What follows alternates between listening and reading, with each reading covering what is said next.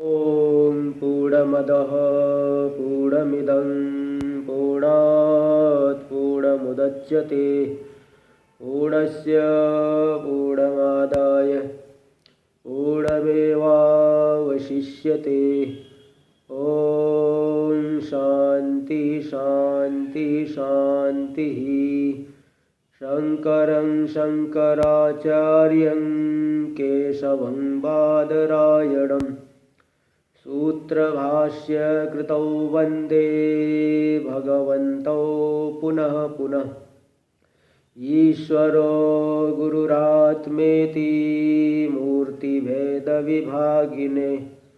व्योमवद्व्याप्तदेहाय दक्षिणामूर्तये नमः। ॐ शान्ति शान्ति शान्तिः। सृष्टौ या सर्गरूपा जगदवनविधौ पालनीया च रौद्री संहारे चापि यस्या जगदिदमखिलं क्रीडनं या पराख्या पश्यन्ति मध्यमाथो तदनु भगवती वैखरी वर्णरूपा सास्मद्वाचं प्रसन्ना विधिहरिगिरीशा राधितालङ्करोतु। नारायणं नमस्कृत्य नरं चैव नरोत्तमं देवीं सरस्वतीं व्यासं ततो जयमुदीरयेत्। ॐ शान्ति शान्ति शान्तिः। बोले जगदम्बा भगवती की जय। श्रीमद्देवी भागवत महापुराण की जय। आज दीपावली का शुभ पर्व है, इसलिए श्री महालक्ष्मी माता की जय। ओम नमः पार्वती पतये हर हर महादेव। श्रीमद् देवी भागवत, जिसमें देवी की महिमाओं का गान किया गया है। और देवी क्या है? शुद्ध चैतन्य रूपा है, व्यापक है, हमारी आत्मा है। तो इसमें उनके जो है कथानक के माध्यम से उसी शुद्ध चैतन्य रूपता का ही वर्णन किया जा रहा है, जो सभी जीवों के अंदर व्याप्त है। यहाँ पे कथानक आ रहा था कि सुखदेव जी को, जो कि वेदव्यास जी के पुत्र हैं, तो पिता चाहते हैं कि विवाह करें, किंतु वह भोगों से अत्यंत विरक्त है, उपरत है। इसलिए वो विवाह आदि नहीं करना चाहते, संसार बंधन में फंसना नहीं चाहते। तो पिताजी जो है उन्हें समझाने के लिए राजा जनक जी के पास भेजते हैं। इनके अंदर बड़ा ही जो है थोड़ा विपरीत भाव है कि बताओ, जो है राजा जनक को जीवन मुक्त कहा जाता है। एक कैसी जीवन मुक्ति? राज्य कर रहे हैं, वही राज्य का राजा है। चोरों को दंड देना पड़ेगा, साधुओं को सत्कार करना पड़ेगा, प्रजा का पालन करना पड़ेगा, नाना प्रकार के कर्म भी करो और जीवन मुक्ति भी। ये तो विपरीत बातें हैं। तो इस तरह से वो राजा जनक के पास गए थे और जो कथानक आई तो उन्होंने ये सब बातें आ गई थी। और किस प्रकार से पहुँचे हैं और क्या पूछे? उन्होंने यही पूछा कि जो मोक्ष को चाहता है तो जप तप तीर्थ यज्ञ स्वाध्याय यज्ञ और ज्ञान, इनमें से मोक्ष का जो साक्षात साधन हो उसे बताइए। तो उन्होंने राजा जनक जी ने सब विधिवत बातें बताई कि ब्रह्मचर्य आश्रम, गृहस्थ आश्रम, वानप्रस्थ आश्रम, और अगर विषय भोग से शांति मिल जाए, हृदय में शुद्ध वैराग्य हो जाए, तो संन्यास आश्रम लेना चाहिए, ऐसा बताए। तो इसलिए तो आप फिर पूछे सुखदेव जी कि चित्त में वैराग्य और ज्ञान उत्पन्न हो जाए तो गृहस्थ आश्रम में रहे कि वन में रहे? तो जनक जी बोले, देखिए मनुष्य की इंद्रियां बड़ी बलवान होती है अपरिपक्व बुद्धि वाला जो मनुष्य है उसके मन में नाना प्रकार के विकार इंद्रियां उत्पन्न करती है। इसलिए मनुष्य संन्यास ले भी ले तो मन में नाना प्रकार की भोजन शयन सुख आदि की पुत्र की इच्छा बनी रहे तो संन्यास लेकर के भी क्या कर लेगा। और गृहस्थ आश्रम में रहते हुए भी जो शांत और बुद्धिमान है आत्मज्ञानी होता है साधना करता है तो वह भी आत्मज्ञानी हो जाता है। वह न तो प्रसन्न रहता होता है न खेद करता है न हानि लाभ में समान भाव रखता है। तो ऐसा व्यक्ति मुक्त हो जाता है गृहस्थ आश्रम में भी रहे तो भी। वे बता रहे कि भुंजानो विविधान भोगान कुर्वन् कार्यान्यनेकशः भविष्यामि यथा हंतं तथा मुक्तो भवानघ। हे निष्पाप सुखदेव जी, जैसे मैं अनेक भोगों को भोगता हुआ तथा अनेक कर्तव्यों को करता हुआ भी आसक्ति से रहित हूँ, जैसे मैं मुक्त हूँ ऐसे भी तुम भी मुक्त हो जाओ। अब देखिए कथ्यते खलु यदृश्यम अदृश्यम कथ्यबध्यते कुतः दृश्यानि पंचभूतानि गुणास्तेथा तेषां तथा पुनः। जो ये दृश्य जगत है जो हमारी इंद्रियों के द्वारा दिखाई पड़ता है, अदृश्य आत्मा को बंधन में कैसे डाल सकता है ये बताओ। गृहस्थ आश्रम में भी रहे तो भी जो आत्मा अदृश्य है उसको दृश्य पदार्थ कैसे बंधन में डाल पाएगा। भाई आकाश जो है सूक्ष्म है तो स्थूल पदार्थों से उसका कहाँ संबंध हो पाता है। इसी प्रकार दृश्य भूत जगत से अदृश्य आत्मा का कोई संबंध कैसे बनेगा, आत्मा बंधन में कैसे आएगा। तो ये पांचों के पांचों भूत और पांचों गुण ये दृश्य है, उसके द्वारा आत्मा बंधन में नहीं आ सकता। आत्मा अनुमान गम्य है, प्रत्यक्ष नहीं होता। प्रत्यक्ष तो ज्ञान होने के बाद ही स्वरूपत्वेन प्रत्यक्ष उसका होता है, विषय बना के तो प्रत्यक्ष कभी होता नहीं। तो निर्विकार निरंजन जो आत्मा है बंधन में कैसे आएगा। इसलिए कुल मिलाकर के अगर कहा जाए तो मन ही सुख और दुख का कारण है। यहाँ भी देखिए यही बात बताए कि मन एव मनुष्याणाम कारणम बंध मोक्षयो।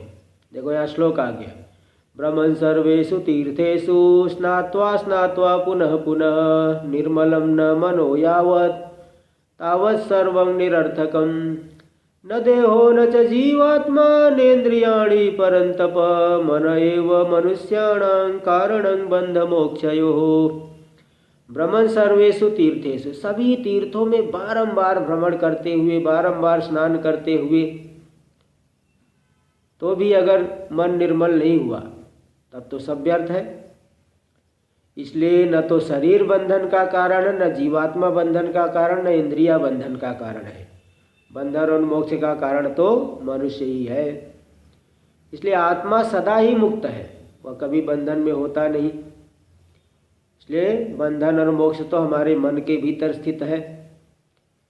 कोई जैसे शत्रु है, अब शत्रु है तो कैसे शत्रु मालूम पड़ रहा है, मन से ही मालूम पड़ रहा है। कोई मित्र मालूम पड़ रहा है, हमारे मन को अच्छा लगता है, मित्र है। किसी के प्रति हम उदासीन रहते तो मन से उदासीन रहते हैं। इसलिए यद्यपि एक ही आत्मा सर्वत्र है तो भी मन के द्वारा ये सब द्वैत भाव उत्पन्न होते हैं। इसलिए मैं सदा ब्रह्म ही हूँ, इस विषय में कोई विचार करने की आवश्यकता नहीं है। हाँ, संसार में आसक्ति है तो भेद बुद्धि होगी, आसक्ति को दूर करो, आपका जो अभेद रूप है वह प्रकट हो जाएगा। तो ये बंधन आया कहाँ से? बंधन का कारण अविद्या है, इसको जो दूर करे उसे विद्या कहते हैं। इसलिए ज्ञानी पुरुष को, विवेकी पुरुष को चाहिए कि सदा विद्या और अविद्या का अनुसंधान करते हुए, सदा अनुसंधान पूर्वक विचार करते रहना चाहिए। विद्या और अविद्या को उसको विवेचन करके विद्या का ग्रहण करें। जैसे बिना धूप के छाया का ज्ञान नहीं हो सकता, इसी प्रकार अविद्या के बिना विद्या का ज्ञान कैसे हो सकता है। इसलिए गुणा गुणेषु वर्तन्ते भूतानि च तथैव च इंद्रियाणि इंद्रियार्थेषु को दोषस्तत्राचात्मनः। गुणों में गुण बरत रहे हैं, इसी प्रकार पांचों भूतों में पांच भूत, इंद्रियों के विषयों में इंद्रियां रमण कर रही हैं। इसमें आत्मा का क्या दोष है? आत्मा की कोई दोष नहीं है। तो इसलिए हे अनघा, हे निष्पाप सुखदेव जी, सभी की रक्षा के लिए वेदों में मर्यादा बनाई गई ही। इसलिए अगर ऐसा न होता तो जैसे नास्तिकों की, बौद्धों के समान, नास्तिकों के समान धर्म का नाश हो जाता। जैसे उनके यहाँ कोई धर्म नहीं है, और जब धर्म नष्ट हो जाएगा तो वर्णाश्रम सब अस्त व्यस्त हो जाएंगे, आचार परंपरा नष्ट हो जाएगी। इसलिए वेदोपदिष्ट मार्ग से तुम जो है आचरण करो, वेदोपदिष्ट मार्ग पे चलो, तुम्हारा कल्याण होगा। ऐसा राजा जनक जी ने उपदेश किया।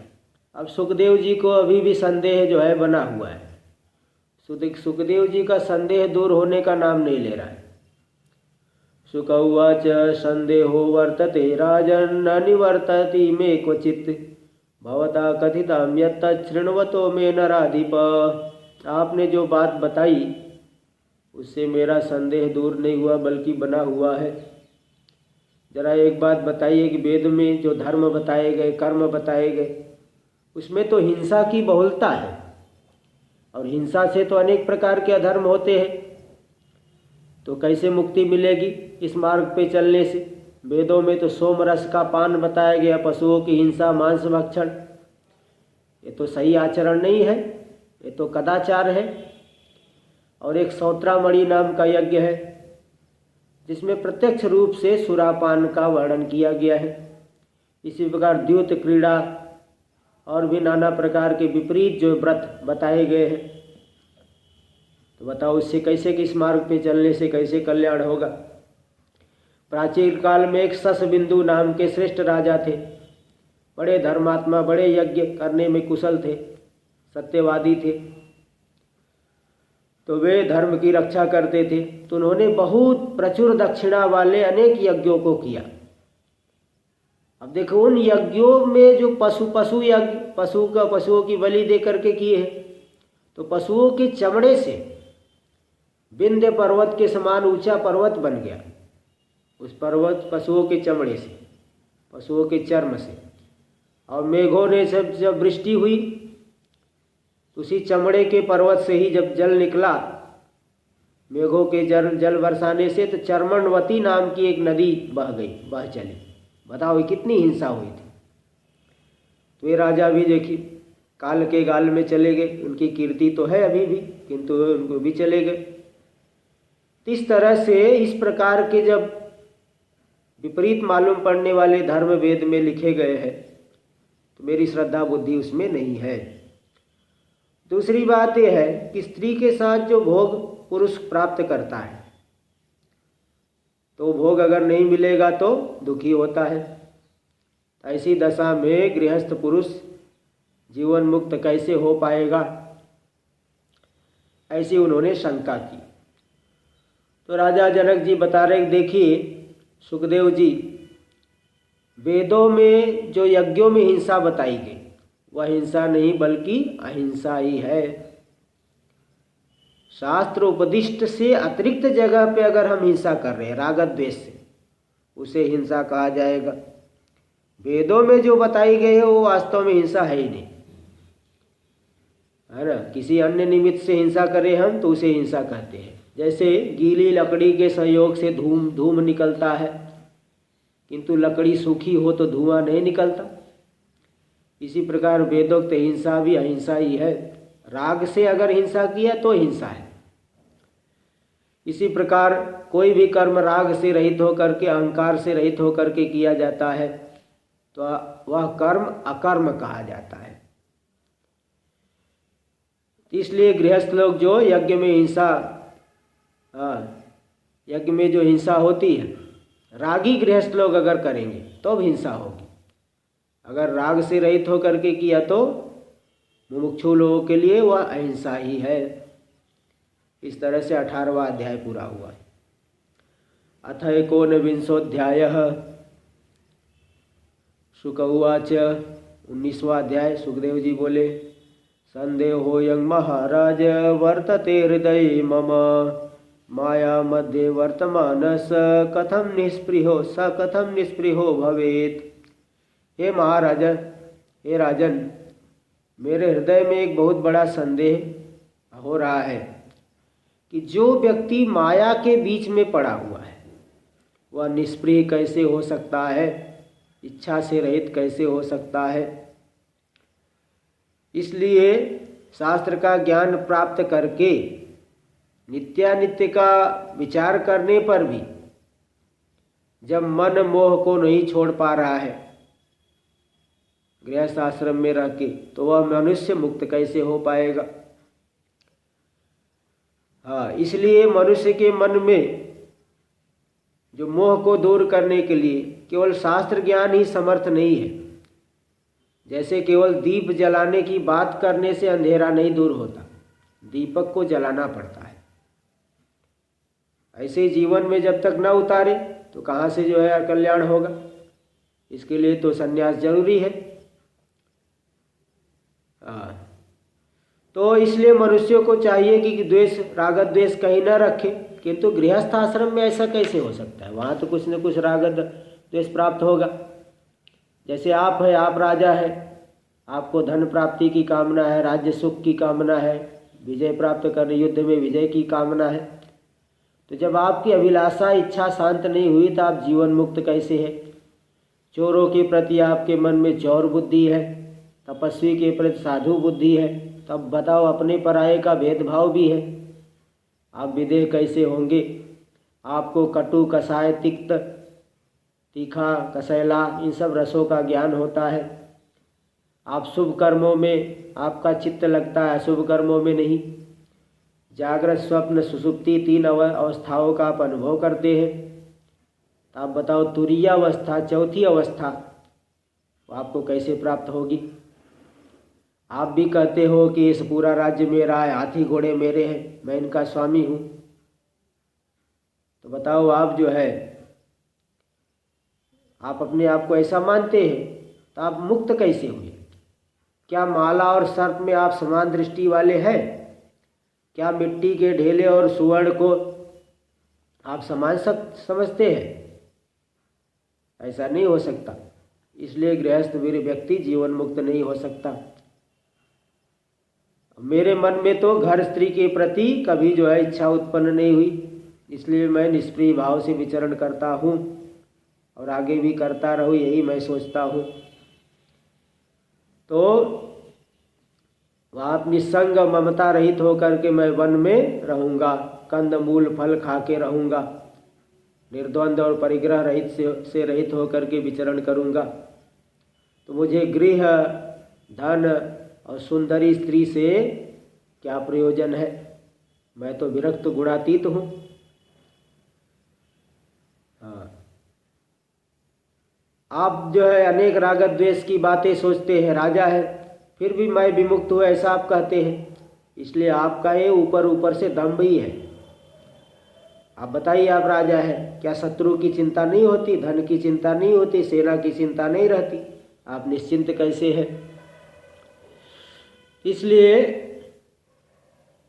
जैसे वानप्रस्थ ऋषि लोग हैं, वे भी संसार की अनित्यता को जानते हुए आसक्त हो जाते हैं।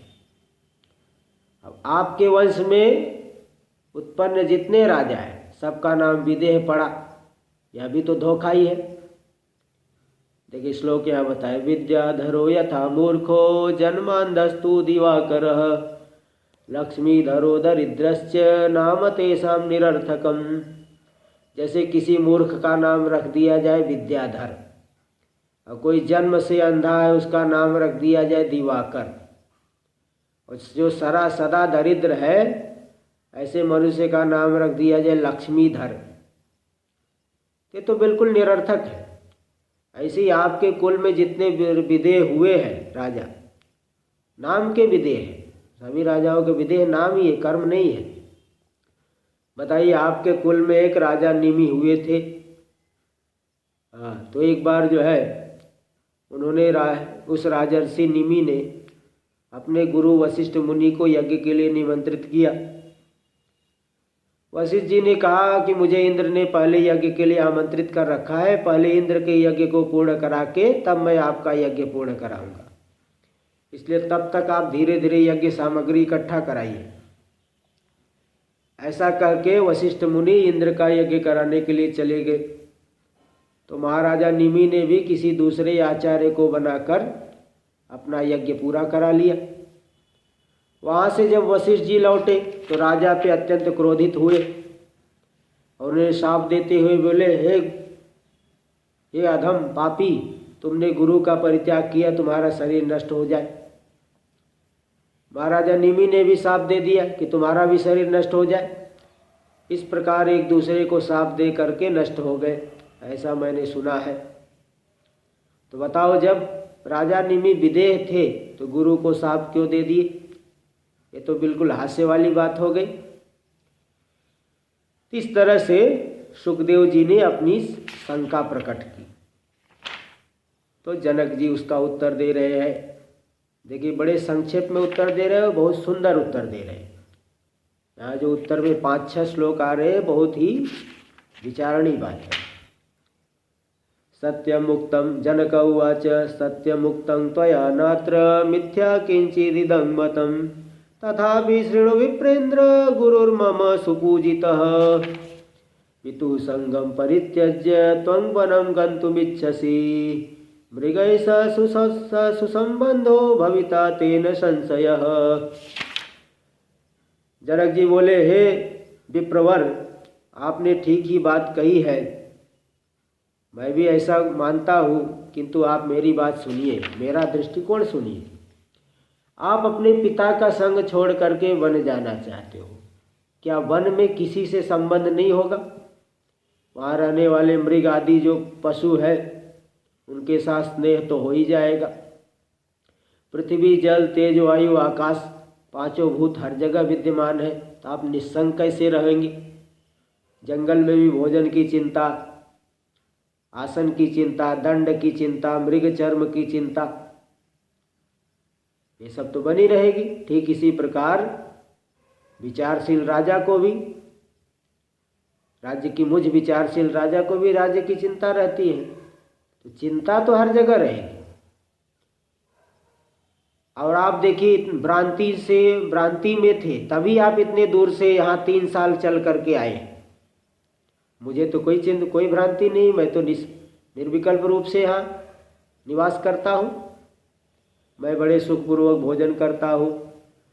सुखं स्वपिमि विप्राहं सुखं भुंजामि सर्वथा न बद्धोमि स्मृति बुद्ध्याहं सर्वदैव सुखी मुने तम तो दुःखी सदैवासि बद्धोऽहमिति शंकया इति शंकां परित्यज्य सुखी भव समाहितः। सुखम स्वपिमि विप्रा, हे विप्र, मैं बड़े सुखपूर्वक भोजन करता हूँ, सुखपूर्वक सोता हूँ, तो मैं सदा सुखी रहता हूँ, क्योंकि मेरी भावना है कि मैं बंधन में नहीं हूँ। इसके विपरीत आपकी भावना है कि मैं बंधन में हूँ, इसलिए इस शंका से आप सदा दुखी रहते हैं। इसलिए आप इस शंका को छोड़ करके सदा सुखी और स्वस्थ हो जाइए। देहोऽयं मम बन्धोऽयं न ममेति च मुक्तता तथा धनं गृहं राज्यं न ममेति च निश्चयः। यह शरीर, यह देह मेरा है, यही बंधन है, ऐसा निश्चय ही बंधन है, और मेरा नहीं है, यही मुक्ति है। इसलिए यह गृह, राज्य, धन सब मेरा नहीं है, मेरा ऐसा दृढ़ निश्चय है। इस तरह से राजा जनक जी ने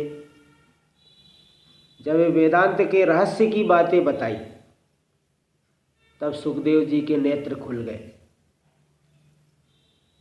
देखिए, वेदांत में भी यही विचार आता है कि हम लोग जब 5 कोशों में, शरीर आदि में तादात्म्य कर रखे हैं ना, ये तादात्म्य ही बंधन है।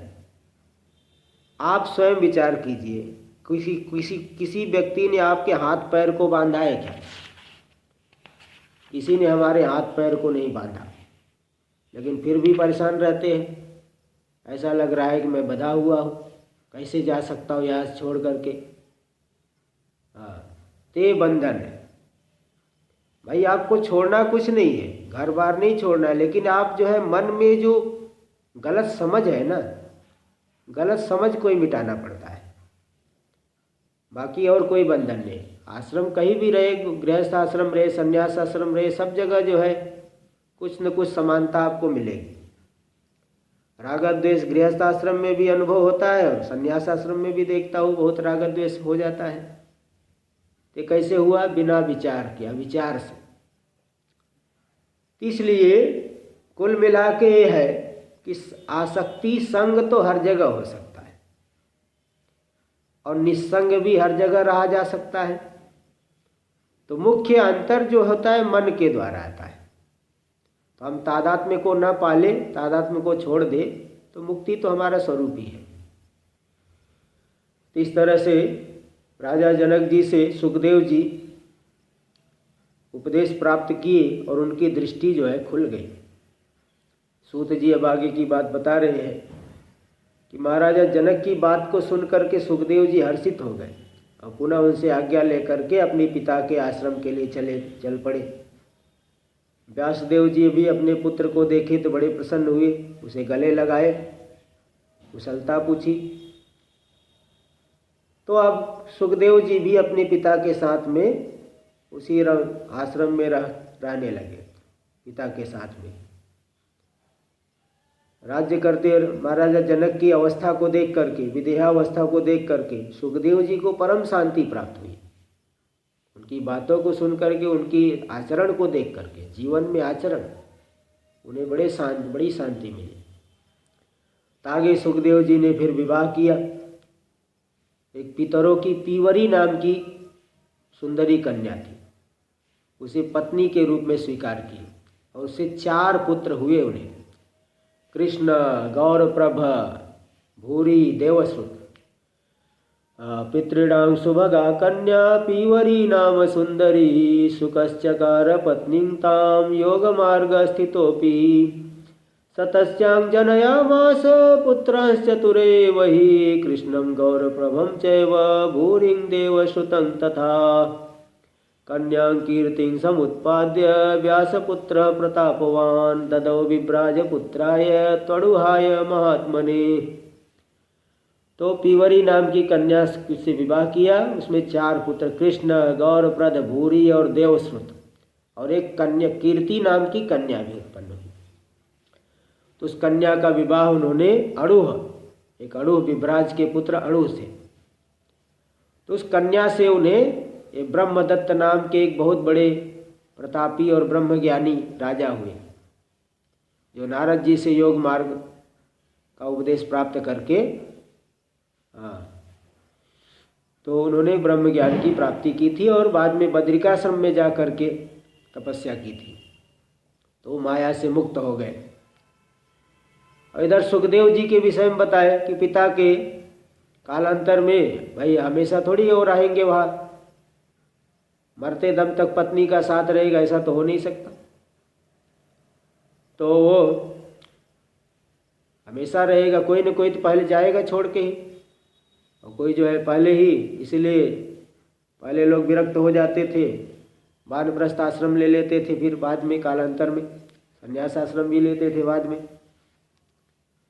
तो सुखदेव जी भी वहाँ पे पिता का साथ त्याग करके कैलाश के शिखर पे चले गए और निस्संग भाव से वहाँ पे ध्यान लगा करके स्थित हो गए, और कुछ दिनों में ही उन्हें परम सिद्धि प्राप्त हो गई, क्योंकि पहले निस्संग भाव से थे। और वे पर्वत के शिखर से उड़ गए और आकाश में जा कर के सूर्य के समान शोभित होने लगे। सुखदेव जी के उड़ते ही पर्वत के भी 2 टुकड़े हो गए, अनेक प्रकार के उत्पात होने लगे, है ना। तो ऋषियों ने आकर के उनकी स्तुति की। इस प्रकार से सुखदेव जी एक अत्यंत द्वितीय सूर्य के भांति प्रकाशित हो रहे थे। इधर व्यास जी पुत्र के वियोग से फिर व्यग्र हो गए, हाय पुत्र कहते हुए उस पर्वत की चोटी पे आए। व्यास जी करुणा से क्रंदन कर रहे थे, उनकी वाणी को सुन करके साक्षी रूप से परमात्मा ने प्रतिध्वनि के रूप में उत्तर दिया। इसलिए बताते कि उस पर्वत के श्रृंग पर, कैलाश पर्वत के श्रृंग पर आज भी वैसी प्रतिध्वनि स्पष्ट सुनाई देती है।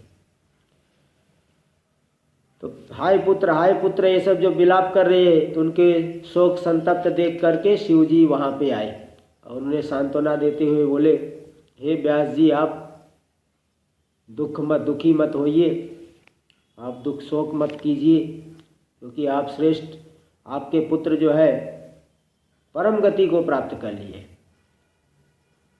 तो आपके पुत्र ने आपकी कीर्ति बहुत बढ़ा दी है, आपको उनके विषय में चिंता नहीं करनी चाहिए, क्योंकि उनकी सबसे श्रेष्ठ गति हुई है। तो व्यास जी बोले, हे देवेश्वर, मैं क्या करूं, मेरा तो शौक ही नहीं दूर हो रहा है, मुझे पुत्र दर्शन की अभी भी लालसा बनी हुई है। महादेव जी बोले, महादेव उवाच छायां द्रक्ष्यसि पुत्रस्य पार्श्वस्थांशु मनोहरां तां वीक्ष्य मुनिशार्दूल शोकं जहि परंतप। शिव जी बोले कि आप अपने पुत्र की रमणीय छाया को सदा अपने पास देखेंगे और उस छाया को देख करके सदा अपना शोक दूर करिए। इसके अनंतर व्यास जी ने अपने पुत्र की अत्यंत ओजस्विनी तेजोमयी छाया को देखा। शिव जी तो वरदान दे करके वही अंतर्धान हो गए, लुप्त हो गए।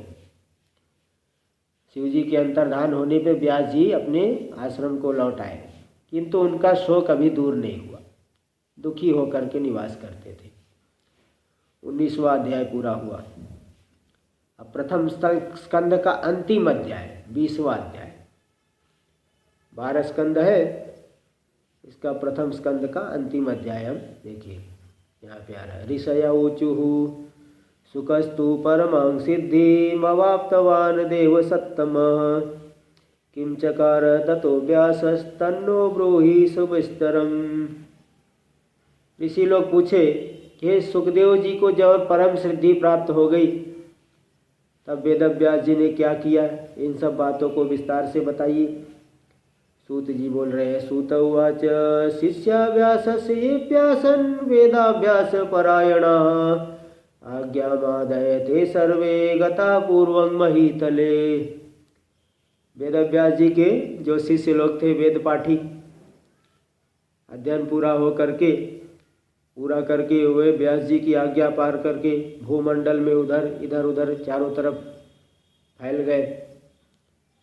उनमें से जैसे असित, देवल, वैशंपायन, जैमिनी, सुमंतु सब अत्यंत तपस्वी मुनि थे, वो चले गए। और इधर सुखदेव जी भी चले गए हैं। तो ये सब देख करके व्यास जी जो है बहुत ही शोक से आकुल हो करके उस आश्रम को ही छोड़ के जाने का विचार किया। तो उस समय वेदव्यास जी ने अपनी माता जो सत्यवती थी, निषाद की कन्या, उसका स्मरण किया। स्मरण करके उस पर्वत को त्याग करके व्यास जी अपने जन्म स्थान पर चले गए। और जन्म स्थान पर जा करके वे पता लगाए धीवरों के बीच में, निषादों के बीच में, कि मेरी माता कहाँ है जिनका मुख इतना बड़ा सुंदर था। वरानना, सुंदर मुख वाली मेरी माता कहाँ चली गई। तब निषादों ने बताया कि निषाद राज जी ने अपनी कन्या का विवाह राजा शंतनु से कर दिया है, ऐसा बता दिया। और निषाद राजनी ने भी व्यास जी को प्रेम पूर्वक पूजन किया और सत्कार करके हाथ जोड़ करके बोले, दास राज उवाच अद्य मे सफलं जन्म पावितं नः कुलं मुने देवानामपि दुर्दर्शं यज्जातं तव दर्शनम्। आज मेरा जन्म सफल हो गया, हमारा कुल पवित्र हो गया, जो कि देवताओं के लिए भी दुर्लभ आपका दर्शन हुआ है। आप किस कामना से यहाँ आए हैं, धन चाहिए, पुत्र चाहिए, पत्नी चाहिए, क्या चाहिए, सब आपको हम देंगे।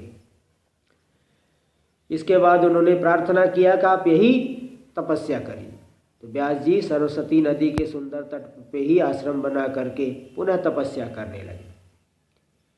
इधर महाराजा शांतनु जी, उनको सत्यवती के गर्भ से 2 पुत्र, व्यास जी की जो माता जी सत्यवती, उनके गर्भ से 2 पुत्र हुए। तो व्यास जी ने उन दोनों को अपना भाई मान लिया। उनमें से जो बड़े पुत्र थे चित्रांगद, बड़े वीर थे, बड़े ही सुंदर रूप वाले, शुभ लक्षण से संपन्न थे।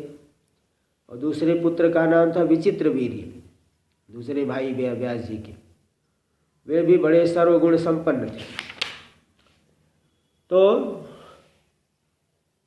राजा शांतनु को इसके पहले गंगा से भीष्म जी पुत्र हुए थे, गंगा माता से हुए थे भीष्म नाम के पुत्र, और इधर 2 पराक्रमी और पुत्र उत्पन्न हुए। तीनों को देख करके राजा शांतनु अपने आप को तीनों लोकों में अजेय समझने लगे। अब कुछ कालांतर में उन्होंने अपने शरीर को छोड़ा, जैसे हम लोग पुराने कपड़ों को छोड़ देते हैं, इसी प्रकार उन्होंने अपने शरीर को त्याग दिया। तो शांतनु के काल के वशीभूत हो जाने पर भीष्म जी ने, उनके पुत्र भीष्म जी ने विधिवत उनके सब अंत्येष्टि कर्म आदि किए, श्राद्ध आदि सब प्रेत कर्म जो वो सब किए।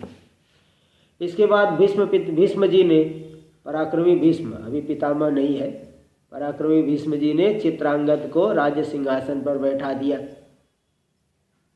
और स्वयं राज्य नहीं किया, इसलिए देवव्रत उनका नाम हो गया। चित्रांगद इधर बड़े बलवान है, शत्रुओं को हराने वाले, वीर है, पवित्र है। तो एक बार एक घटना घटी कि चित्रांगद एक बहुत बड़ी सेना से युक्त होकर के आखेट के लिए वन में गए। वहाँ उन्होंने रुरु मृगों को खोजते खोजते विभिन्न वन प्रदेशों में घूम रहे हैं।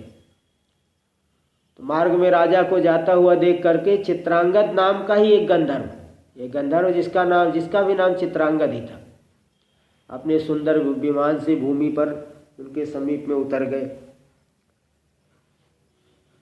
तो उन दोनों का वहीं पे युद्ध कुरुक्षेत्र के विशाल मैदान में 3 वर्ष तक युद्ध होते रहा। किंतु 3 वर्ष के बाद गंधर्व ने राजा चित्रांगद को युद्ध में मार डाला और वे शीघ्र तुरंत ही इंद्रलोक को चले गए। यह बात सुन करके भीष्म जी ने अपने भाई चित्रांगद का अंत्येष्टि कर्म आदि किया, संस्कार किया। इसके बाद भीष्म मंत्रियों ने भीष्म को समझाया तो भीष्म को शोक दूर हुआ और उन्होंने अपने छोटे भाई विचित्रवीर्य को राजा बनाया।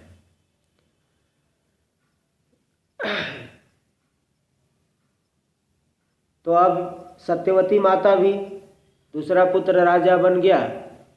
एक पुत्र तो अब शोक चले गया, शोक से ग्रस्त थी, लेकिन जब दूसरा पुत्र राजा बन गया तो ये भी प्रसन्न हो गई।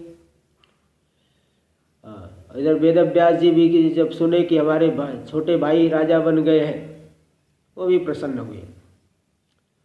अब इधर जब विचित्रवीर्य पूर्ण युवा हो गए तो भीष्म जी को उसके विवाह की चिंता सताने लगी। उसी समय काशीराज ने एक स्वयंवर का आयोजन किया था। उनकी 3 कन्याएं थी। उस स्वयंवर में बड़े बड़े राजकुमार, बड़े बड़े राजा सब आमंत्रित हुए थे, किंतु भीष्म पितामह ने जाकर के अकेले ही सबको हरा करके उन 3 कन्याओं का हरण कर लिया। हरण करके हस्तिनापुर ले आए। उन 3 कन्याओं को वे माता, भगिनी, पुत्री की भावना रखते थे, क्योंकि वो तो पहले ही विवाह नहीं करने और राज्य नहीं करने, राजा नहीं बनने का संकल्प ले रखा था। इसलिए तुरंत वहाँ ला करके बड़े वेद के विद्वानों को बुला करके, ब्राह्मणों को बुला करके उनके विवाह का मुहूर्त पूछा कि तीनों का विवाह विचित्रवीर्य के साथ करने के लिए उचित मुहूर्त को पूछा। तो जब तीनों कन्याओं का विवाह करना चाहते, तभी जो बड़ी कन्या थी उनके बीच में, जिसका नाम था अम्बा, अंबिका, अम्बालिका, 3 कन्याएं थी, उसने भीष्म जी से कहा कि हे गंगा पुत्र, मैंने स्वयंवर में मन ही मन राजा साल्व को अपने पति रूप में वर्ण कर लिया है। राजा ने भी मुझे अपनी पत्नी मान लिया है, इसलिए आप अपने कुल की परंपरा के अनुसार जैसा उचित हो वैसा मुझे करिए, क्योंकि आप बलवान हैं, धर्मात्माओं में श्रेष्ठ हैं। इस प्रकार से उस कन्या के कहने पर भीष्म जी ने कुलवंश के वृद्धों को, ब्राह्मणों को, माता सत्यवती और मंत्रियों से इस विषय में परामर्श किया। अब सबकी अनुमति लेकर के भीष्म जी ने उसको आज्ञा दी कि तुम स्वेच्छापूर्वक जहाँ जाना चाहो वहाँ जा सकती हो। भीष्म से विदा लेकर के वह अम्बा वहाँ से चली गई और राजा साल्व के पास गई। उनके पास जा कर के बोली, हे महाराज, मेरा मन आपके प्रति आसक्त है। यह बात जान करके भीष्म ने मुझे धर्मपूर्वक छोड़ दिया है। अब मैं आपके पास आ गई हूँ, आप भी मुझे चाहते हैं, इसलिए मुझे अपनी पूर्ण धर्मपत्नी की पदवी दीजिए, स्थान दीजिए, क्योंकि मैं पहले पूर्व से ही आपको चाहती हूँ। साल्व को ये बात अच्छी नहीं लगी। उन्होंने कहा, देखो हे सुंदरी, यहाँ है। साल्व उवाच गृहीता त्वं वरारोहे भीष्मेण पश्यतो मम रथे संस्थापिता तेन न ग्रहिष्ये करं तव। हे सुंदर कन्या, मेरे देखते देखते भीष्म ने तुम्हें पकड़ा था और रथ पर बैठा लिया था, इसलिए मैं तुम्हारा पाणी ग्रहण नहीं करूँगा, क्योंकि तुम दूसरे के द्वारा उच्छिष्ट हो। इसलिए ऐसी कन्या को कौन बुद्धिमान पुरुष ग्रहण करेगा। भले तुम्हें भीष्म ने माता के समान त्याग दिया, लेकिन मैं स्वीकार नहीं करूँगा। तो वह अम्बा पुनः रोती हुई भीष्म के पास दोबारा आई कि आपके त्याग देने के कारण साल्व भी मुझे स्वीकार नहीं कर रहे हैं, इसलिए आप ही मुझे स्वीकार करो, नहीं तो मैं प्राण दे दूंगी। भीष्म जी बोले, देखिए तुम दूसरे में आसक्त चित्त वाली हो, तो मैं तुम्हें कैसे स्वीकार करूं। अब तुम चिंता छोड़ करके अपने पिता के पास चली जाओ। भीष्म के ऐसा कहने पर वह अम्बा नाम की कन्या पिता के पास तो नहीं गई, किंतु वन में चली गई। निर्जन वन में जा करके घोर तपस्या करने लगी। और बाकी दोनों जो थी, अंबिका और अम्बालिका, विचित्रवीर्य की रानियां बन गई। और राजा विचित्रवीर्य भी अब सुंदर रानियां हैं, उनके साथ हमेशा कभी राजभवन में कभी उपवन में विहार करने में ही लगे रहते थे। 9 वर्ष तक ऐसे जो है अत्यधिक भोग करने की वजह से उन्हें राजयक्षमा नाम का रोग हो गया, जिसको आजकल टीबी कहते हैं, ट्यूबरक्यूलोसिस, राजयक्षमा। तो टीबी रोग से, राजयक्षमा रोग से ग्रस्त होकर के मृत्यु को प्राप्त की। इधर दूसरे पुत्र भी मर गए, तो माता सत्यवती को बड़ा दुख हुआ। तो मंत्रियों के द्वारा पुत्र के सभी कर्म, प्रेत कर्म संपन्न कराए। और इसके अनंतर भीष्म से एकांत में माता सत्यवती ने कहा, हे पुत्र, अब तुम राज्य संभालो और अपनी भाई की पत्नी को स्वीकार करो, नहीं तो वंश का नाश हो जाएगा। महाराजा ययाति का ये जो वंश चला आ रहा है उसका नाश न हो जाए, इसलिए तुम संभालो। तो भीष्म जी बोले, हे माता जी, मैंने पिताजी को प्रतिज्ञा जो दी थी पिताजी के समक्ष, उसे तो आप जानती हैं, इसलिए मैं तो राज्य ग्रहण करूंगा और नहीं विवाह करूंगा। राज्य भी नहीं ग्रहण करूंगा, विवाह भी नहीं करूंगा। अब माता सत्यवती अत्यधिक चिंतित हो गई। फिर वंश कैसे चलेगा वो सोची, और यदि मैं कर्तव्य के प्रति उदासीन हो जाऊं तो राज्य में अराजकता हो जाएगी, फिर मुझे भी सुख नहीं मिलेगा। तो भीष्म ने माता को चिंतित देख करके भीष्म जी बोले, हे माता, आप चिंता मत करिए।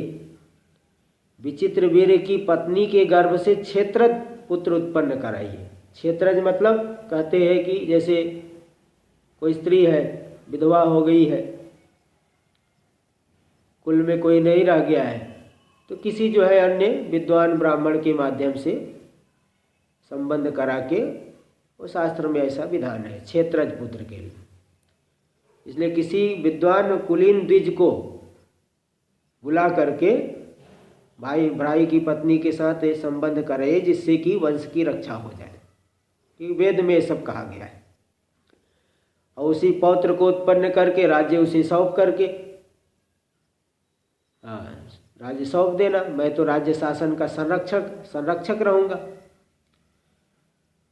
तो भीष्म जी की बात सुन करके माता सत्यवती को कौमार्य दशा में जो उत्पन्न था, कुमारी अवस्था में जो पुत्र उत्पन्न हुए थे वेदव्यास जी, उनका स्मरण हो आया। उन्होंने तुरंत व्यास जी को स्मरण किया। स्मरण करते ही व्यास जी वहाँ आ गए। माता को प्रणाम करके वो सामने खड़े हो गए। भीष्म ने भी उनकी भली भांति पूजा की, माता जी ने भी उन्हें आदर प्रदान किया। फिर इसके बाद कहा कि तुम उस विचित्र वीर्य के क्षेत्र में उनकी पत्नी में अपने तेज से सुंदर पुत्र उत्पन्न करो। तो माता के वचन को व्यास जी ने भी अनुमोदन किया। फिर मतलब मान लिया और ठीक है ऐसा कह दिया। व्यास श्रुत्वा वचो मातुराप्तवाक्यमन्यत ओमित्युक्त्वा स्थितस्तत्र ऋतुकालमचिन्तयत्। उस माता के वाक्य को आप्त वाक्य मान करके ओम बिल्कुल सही है ऐसा मान करके कह करके ऋतु काल का वो प्रतीक्षा करने लगे। तो अंबिका जब ऋतुमती हुई, ऋतुमती होने के बाद जब स्नान करके आई तो व्यास जी के तेज से उसे एक पुत्र, व्यास जी ने अपने तेज से उसमें एक पुत्र उत्पन्न किया। किंतु वह पुत्र जन्म से ही अंधा था। धृतराष्ट्र महाबली तो था, जन्म से ही अंधा। जन्मांध बालक को देख करके सत्यवती को बड़ा दुख हुआ। तो उन्होंने अपनी दूसरी वधू अंबालिका से कहा कि तुम भी एक शीघ्र एक पुत्र उत्पन्न करो। वह भी ऋतु काल के बाद उसने भी व्यास जी से गर्भ धारण किया, किंतु उसका भी पुत्र पांडु रोग से ग्रस्त था, पीलिया पांडु रोग, इसलिए वह भी राजा होने के योग्य नहीं थे। इसलिए माता ने जो अंबालिका को पुनः एक बार और पुत्र पैदा करने के लिए प्रेरित किया। तो पुनः व्यास जी को उसके लिए प्रार्थना की, किंतु अंबालिका ने इस बार स्वयं न जा करके दासी को भेज दिया। उसी दासी के गर्भ से धर्म के अंश से विदुर जी उत्पन्न हुए। इस प्रकार वंश की रक्षा के लिए व्यास जी ने 3 पराक्रमी पुत्रों को उत्पन्न किया। एवं व्यासेन ते पुत्रा धृतराष्ट्रादयस्त्रयः उत्पादिता महावीरा वंशरक्षण हेतवे। एतद्व सर्वमाख्यातं तस्य वंश समुद्भवं व्यासेन रक्षितो वंशो भ्रातृधर्म विदानघा। हे अनघ निष्पाप मुनियों, इस तरह से वेदव्यास जी ने वंश की रक्षा के लिए भ्रातृधर्म को जान करके 3 पुत्रों को उत्पन्न किया। ये कथा मैंने यहाँ तक कही। इस तरह से श्रीमद् देवी भागवत में प्रथम स्कंध की कथा यहाँ पे पूरी होती है। दूसरे स्कंध की कथा कल से आरंभ करेंगे। बोली जगदम्बा भगवती की जय। श्रीमद् देवी भागवत महापुराण की जय। महालक्ष्मी माता की जय। ओम नमः पार्वती पतये हर हर महादेव। ओम पूर्णमदः पूर्णमिदं पूर्णात् पूर्णमुदच्यते पूर्णस्य पूर्णमादाय पूर्णमेवावशिष्यते। ओम शांति शांति शांति। शंकरं शंकराचार्यं केशवं बादरायणं सूत्रभाष्य कृतौ वन्दे भगवन्तौ पुनः पुनः। ईश्वरो गुरुरात्मेति मूर्तिभेदविभागिने व्योमवद्व्याप्तदेहाय दक्षिणामूर्तये नमः। ओम शांति शांति शांति।